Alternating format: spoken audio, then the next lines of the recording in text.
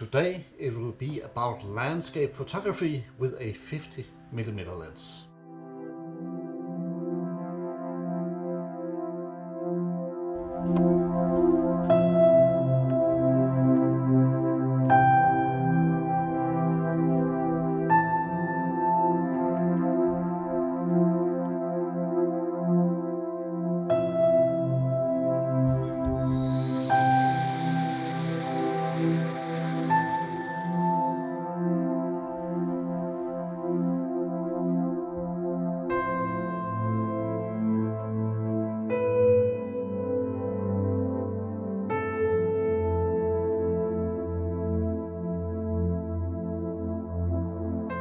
Hi, welcome to the channel. My name is Albek. I'm an awarded professional photographer. I teach at workshops, and you can sign up for the YouTube channel below and for the newsletter so you're sure you know more about photography and upcoming workshops and offers. And the reason why I bring up the 50mm lens as a tool for landscape photography is because I got a question in the comments on one of the YouTube videos about 50mm lenses, and the question was, why are they never used for landscape photography by professionals?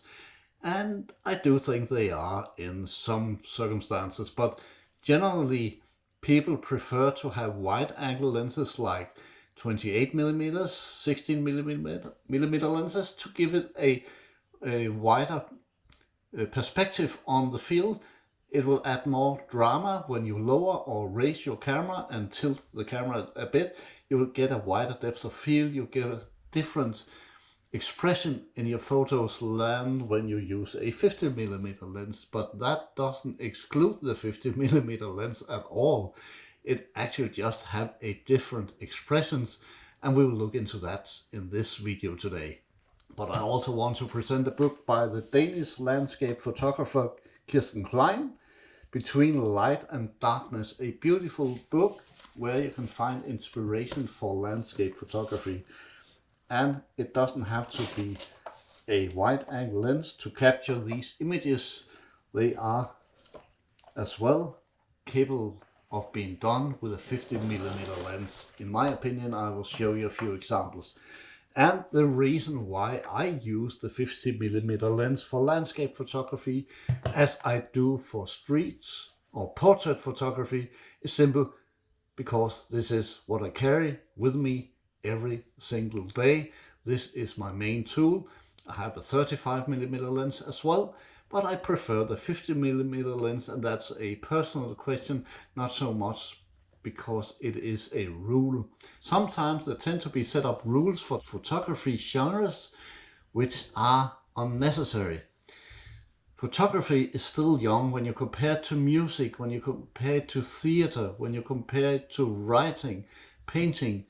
All those old cultural art forms are inherited from hundreds and thousands of years of practice. Photography is really young. So it will be way too early to sit down and say you can only do it like this. In the world of paintings, you can do whatever you want. It's just about your artistic expression and what you want to show to the world. The same with photography. You can shoot in many different ways, without flash, with flash, artificial light or not, 50mm lenses, tele lenses, whatever you can figure out. Lomo photography with a pancake hole that gives you a complete different view of the world.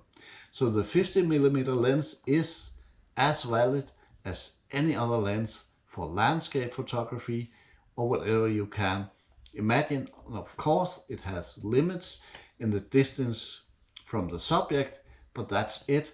The rest is up to the perspective and the eye who watch and see and captures. So moments of landscape seen through a 35 or 50mm lens will have a certain look compared to a very wide angle lens. It gives less drama when you look at perspective, like when you're shooting in the town with buildings, that not nature I know, but just to put it up, where you will have distorted lines when you use a wide angle lens. With a 50mm lens, you get closer to what the eye see. With a tele lens, you compress everything and brings it in closer to the eye. But the 50mm lens is a natural view of things, and the simple reason I use that is because I use it for almost everything, and it is easy for me to transfer that into landscape photography. I'm not a landscape photographer by nature. I'm a street photographer. I like to do portraits. I work with photojournalism, so I have a different view of things. But I bring my camera around when I go for a walk, when we drive to a restaurant, my wife and I pull over the car when I see something beautiful. It can be a landscape, it can be anything of interest for my eye. I stop the car, I take my camera out, and I take the picture with the camera I have, with the lens I have on my camera, and I rarely use a lot of time to change that into a different lens unless I found it really necessary. So if we look at a nature photo, it is made up by lines and forms more than expressive people, but you can draw in people to the perspective of the landscape photo to add depth, to add the sense of the scale of things, and you can use animals for the same thing. If it is horses or a cow standing by, use that as part of your composition to make a pleasing view of the landscape as you see it. When we look at landscapes without buildings, without anything human or animals, then you have to rely solely on the form and the contour of things and make a good composition of that. And then you can add more drama, converting it into black and white, or you can use the colors if that's the most pleasing for your eye. But it doesn't matter if it was shot with a 50mm lens or something else, it is what you see. The 50mm lens gives you that view that you see with your eyes. It comes close to what you actually see when you look at things. And you can use a narrow depth of field or wide depth of field to add more interest in the full picture, or you can narrow it down to a very narrow depth of field to exclude things from the background. And some pictures could be actually evenly good, no matter if they're shot with one or the other lens. It is what you see that counts. So when I use my 50mm lens, it's because this is the view in my brain. This is how I explore the world. And in between I change to 35mm, but I'm so used to the 50mm lens that this is easy for me to use. Sometimes it also forces me to look at things differently, to compose a little differently, like on this shot from a summer day where the rain showers took up and we had a rainbow, and I pulled over the car, asked my wife to sit and wait for a few minutes when I walked out, and I couldn't change where I stand a lot because there was a field in front of me and I couldn't go back because there was the road and the forest. So I have to be at that spot using the 50mm lens because that's what I brought with me, and that forced me to make a different composition that I maybe usually would do, because I needed to see the full rainbow. That's the important part of the picture. And then I just added that little line of the yellow field underneath, which gives a different way of composing a picture than if you had a wider opportunity. If you have just a 28mm, 35mm could bring me in more of the ground, the base of the picture, but actually I really like it's just that thin line. It gives a different expression, a more artistic expression of that photo. Agree or not, but this is what I find is interesting by limiting myself to use the 50mm lens also for the occasional landscape photography I do. And it is occasionally, it only when I see something, but then I have to photograph it. And I'm not the one that gets up 3 o'clock in the morning to wait for the light to come up. That's not my way of doing photography, but if it is yours, then try also to use your 50mm lens for a change when you do that, because it gives you a different view of the world.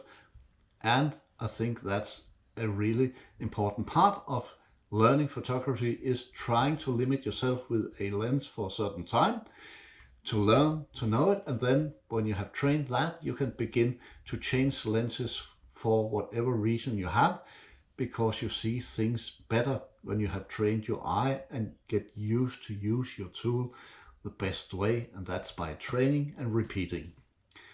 So when I stop for a nature piece to look at the landscape, I think about composition, I think about lines and forms mostly, and then if possible animals are added, people are added to give that extra dimension to the picture, that you can actually see how the proportions are between the landscape and the animals or the people placed on the ground. Because without people and anything else, it's more left to a dream world where you can't really see how big or how small things are.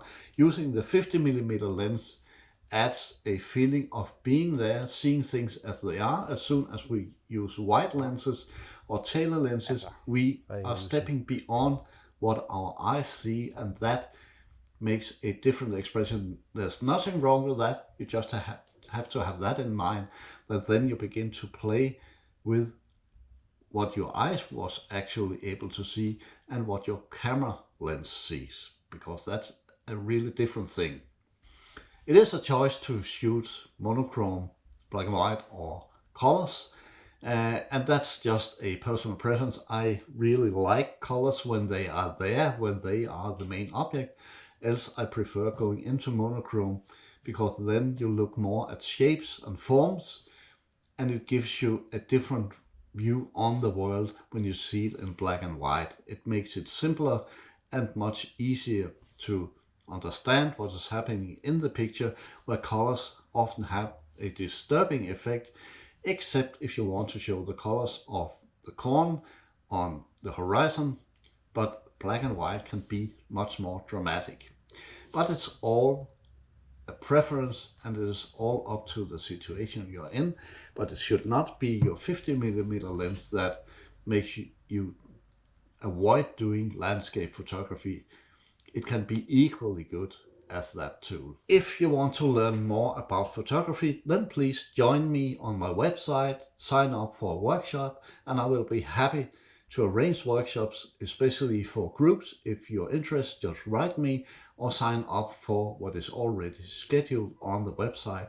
I do workshops around the world and teaching from all levels and with any camera you bring.